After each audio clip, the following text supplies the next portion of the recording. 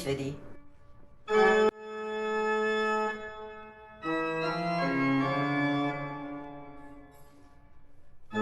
Peaches and cream? That's what my skin is supposed to become.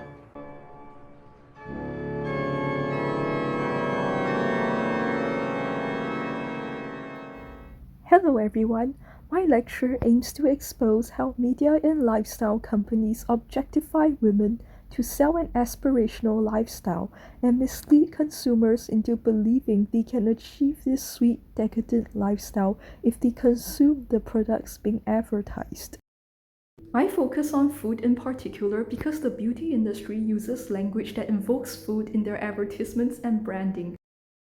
For instance, a moisturizer might be named Berry Bonbon Softening Body Butter when it is not formulated with any fruit or sugar or dairy, only that it is artificially scented to smell like a berry parfait dessert, and its packaging depicts an appealing image of fresh berries and candy to create the illusion of similarity between the food object and the cosmetic product. Female skin itself is often described in food metaphors in both advertisements, textual media such as novels and literature, and even general speech. For instance, a girl with flawless pale skin is praised for having a peaches and cream complexion, while women with dark skin are referred to as caramel, coffee-colored, nut brown, or chocolate.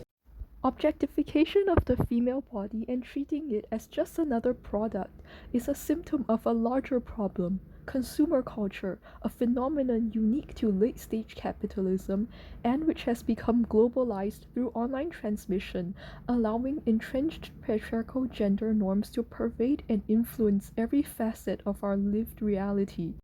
In this lecture, I tried to highlight how an aspirational lifestyle is sold to women through the mass proliferation of pre-constructed personas and ideals, encouraging consumption by promoting that purchase of the products is tantamount to achieving the ideal image and lifestyle.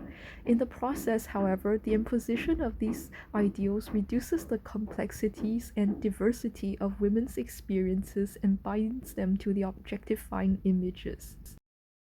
Artists call this out by revealing the process of imposition of patriarchal standards, exposing how the illusion of perfect female beauty is achieved, and poking fun at the conventions by which beauty and femininity are judged.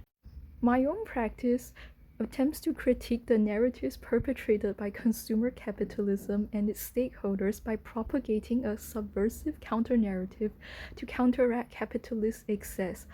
I have explored these themes in two photo sculpture installations, Meat for Sale and Buffet Stand. The photo sculptures have been crafted into food shapes with discarded consumer waste such as used facial tissue in food containers, print media, and expired cosmetic products. Meat for Sale is a comment on the objectification of women within consumer culture, where images of female bodies have become just another product to be bought, sold, and consumed, while Buffet Stand satirizes the excessive consumption of commercialized depictions of female bodies, likening today's consumer of mass media to an eater at a buffet who has an illusion of choice due to the variety of the spread. In both works, the photo sculptures are meant to be reminiscent of skin, flesh, and various dismembered body parts, yet at first glance appear to be delicious snacks and desserts, blurring the line between violence and enjoyment. This highlights the violence and spiritual death inherent in the process of turning bodies from human to object.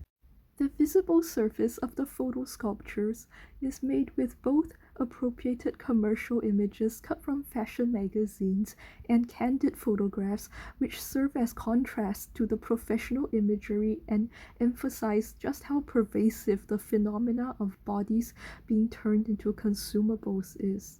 The power and reach of the media, after all, goes beyond dictating professionals, such as models and influencers, and instead trickles down to being incorporated by everyday people in our mundane, everyday realities. The inclusion of candid images also shows that even authentic imagery can be manipulated into a spectacle removed from its original context and shaped by the attention of the appropriator.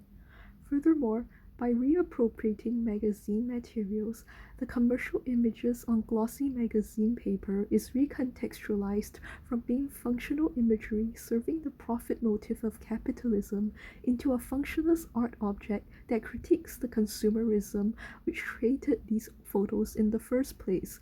Companies hire skilled photographers who trained at art schools to take technically excellent, well lit, and composed photographs of skin to sell products, which is an instance of art serving commerce. My work transposes these outputs of artistic labor back into a fine art context.